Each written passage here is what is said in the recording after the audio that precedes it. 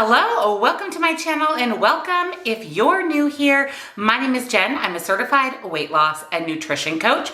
And today we're going to talk about eating healthy on the go. This is a question I get a lot from the individuals that I coach. What snacks can I take with me? What do I do if I travel? And how the heck am I supposed to make a healthy choice going out to dinner? So today I'm going to share with you some tips and tricks on how to eat healthy on the go. So if you're excited for today's video, don't forget to give it a big, huge thumbs up. And if you're new or you haven't yet subscribed, I would love to have you here. Hit the subscribe button and don't forget to click the bell right next to it so you never miss a single video. If you didn't notice, I have a little bit of a different backdrop today. I got new flooring put in my office, actually my entire house, but my office is done, so I'm filming in here. So I recreated my background. Let me know down in the comments what you guys think of it. I love it. I think it's homey, but perfect for a backdrop for YouTube. So I digress. Don't forget to check out the description box down below for nutrition coaching. I offer personalized to you macros and calories, as well as one-on-one coaching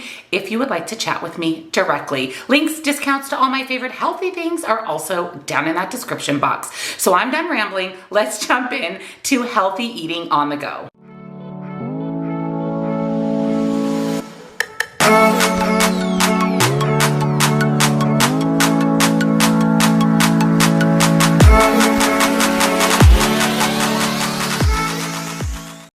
Diet is such an important cornerstone of good health, but it's easier said than done. Sometimes life gets in the way. Sometimes we're on the road. We have to travel unexpectedly, and figuring out how to eat healthy can be really challenging. Unfortunately, the average American doesn't eat the healthiest. In fact, the USDA ranked US citizens' eating patterns as 59 out of 100 for eating healthy. So that's almost 50% on the scale of 1 to 100. That isn't very good results for eating healthy as American citizens. When we're away from home, there are a lot of things that can impact the decisions that we make. Sometimes we decide to skip meals because it's just not convenient or we're too busy, or sometimes we're eating the majority of our meals at the local drive-thru because it's convenient and we don't have a way to cook and prepare meals while we're traveling or on the go. I think it's important to first understand the basics of what is considered healthy eating, and then that way you can use that basis to form better decisions when you're on the move. In order to be considered as eating healthy, you need to make sure you're eating from the 5 food groups: protein, dairy, whole grains, healthy fat. Each of these food groups offers so many nutritional benefits, and our body needs all of these food groups in order to survive. So we definitely don't want to eliminate or restrict any of these food groups. So let's talk about a few examples of foods that fall into these 5 groups. So number 1, let's first chat about dairy. So dairy makes up things like milk, eggs, butter, yogurt, lactose-free milk, and fortified soy milk. Next up is protein-rich foods. These are things like seafood, meats, poultry, eggs, beans, nuts, seeds, and even soy products. Next up is grains. These are things like wheat, rice, oats, cornmeal, and barley. Now, fruits can be fresh, canned, or 100% fruit juice. Still falls under that category of fruit. Under the vegetable category, we're talking mainly about non-starchy vegetables. Canned, frozen, even dried, that seems to be all the rage, or dried vegetables, things like peas and carrots. Vegetables that are raw or cooked, and of course 100% vegetable juice. If you want to know how many servings of each of these food groups you should be eating, there's a great resource called MyPlate. I will go ahead and link that down in the description box for you. That can give you some guidance on what you should be eating when it comes to these 5 food groups and how much you should be incorporating daily. Half of your daily intake, according to MyPlate, should make up things like whole grains, proteins, fruits, and vegetables. And the other half of what you're consuming every day can fall in some of those other categories like dairy, or even treating yourself with a dessert or 2 every single day. And to build a healthy plate, whether it's a meal or a snack, it's best to pair these groups together. So there's 5 of these food groups. It's best to pair them together. So a protein and a fat, or a dairy and a carb. We'll go over that a little bit later in the video on some examples of how you can pair these foods together. So how should you make up your plate to be considered a healthy meal? Fill your plate half with non-starchy vegetables: broccoli, Brussels sprouts, collard greens, spinach, things like that. Then fill a quarter of the remainder of your plate with your protein source: fish, chicken, red meat, burger, whatever it is that you're choosing for your source of protein. And the other quarter of your plate should be filled with whole grains, rice, barley, potatoes. One healthy meal example would be something like baked butter garlic chicken, sauteed vegetables, and rice. Another healthy meal example would be a cheese sandwich made on whole grain bread, cottage cheese, and some sliced tomatoes. Now let's talk about snacks, because this is one of the main things that we can struggle with when we're on the go. Let's talk about what types of snacks we should be eating and how to put together a healthy, well-rounded snack. Again, what you want to do is pair these together. So pair a protein with a carbohydrate or a healthy fat with a carbohydrate. Your body digests mixed meals a lot better and more efficiently than when we're eating one of these 5 food groups all by itself. So if we're having a bag of pretzels for a snack, it's not going to give us the energy, the nutrients, the vitamins, and our body isn't going to process that and digest that as efficiently as it would if we paired that same bag of pretzels with another food group, maybe with some nut butter or a handful of nuts. Make sure your snacks include protein, healthy fats, whole grains, which can help you feel fuller longer and maintain a healthy weight. So let's go over some examples of healthy snacks. Healthy snack number 1 would be things like an apple with nut butter. Healthy snack number 2 may be some yogurt with some dried fruit and some nuts. You can see that we're pairing these 5 food groups or macronutrients together to make the healthiest, well-rounded, nutrient-dense meal or snack. Another thing that happens a lot when we're on the go or traveling is we find ourselves skipping meals, but skipping meals can drastically backfire. Not that skipping meals is unhealthy, and sometimes it's bound to happen, but what happens when we skip meals is we go into the next meal ravenously hungry, which generally leads us to number 1, not making the best food choices because we're on the go, we're in a hurry, we're going to choose things that are convenient, and most importantly, number 2, we're going to overeat because we went into that meal ravenously hungry. We want to make sure that we're fueling our body throughout the day and not letting ourselves get ravenously hungry before we're consuming a meal. And I know that this is easier said than done, especially when we're on the go. So I want to share with you 5 on-the-go situations and what you can do to combat those so that you're not eating unhealthy, making bad food choices, or skipping meals. Scenario number 1 is you are rushing out the door. You're late, you're in a hurry, you need to make an appointment, go to work, you're just trying to get out the door. Sometimes this means not having a plan in place for breakfast and even lunch. In this situation, the best way to combat this is to plan ahead and prep your meals ahead of time. That way you can simply grab and go, and you won't be heading out the door without a plan in place, because fail to plan to fail. So some pre-planning tips for you if you are someone that finds yourself rushing out the door and on the go and not planning ahead for your meals is you can actually prep and prepare your meals or snacks the night before.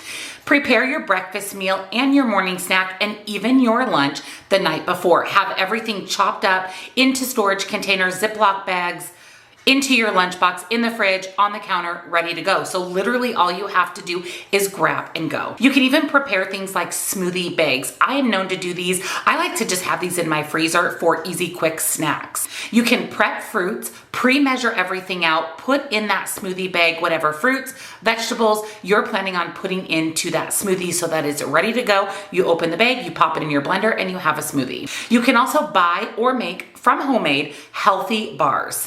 Protein bars, energy bites can be really convenient when you're heading out the door. They're well-rounded generally with some whole grains, protein, and fat. Make sure you're watching your nutritional label. Watch those ingredients. Make sure you're not eating a lot of added sugar and a lot of sugar substitutes. Make sure that the protein bar that you're choosing, if it's prepackaged, is healthy. And better yet, if you have time to prep them ahead of time, you can make them at home and have them ready to go, grab and go. Scenario number 2 is dining out. When we're traveling and on the go, we find ourselves being in a position to have to eat out. Like I said, we don't have a kitchen to prepare food, and we really can't prepare a lot of meals ahead of time and bring them with us because do we have a refrigerator? Do we have a way to warm up those meals? So I have 3 strategies for you when it comes to dining out to make better choices. Number 1 is plan ahead. Most restaurants, excluding some mom and pop restaurants, have all of their nutrition information either available online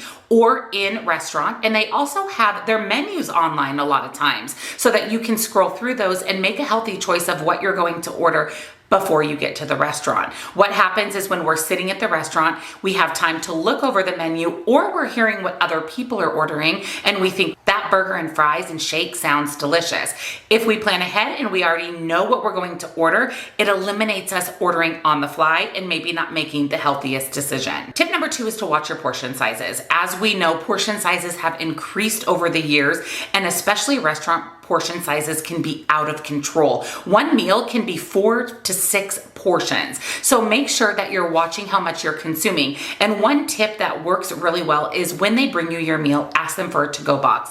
Immediately take half of your meal, put it in the to-go box, and consume what is left on your plate. That way you don't find yourself picking and eating after you're maybe satisfied or full. If you immediately put half of it away, you take it home with you and you have it for another meal.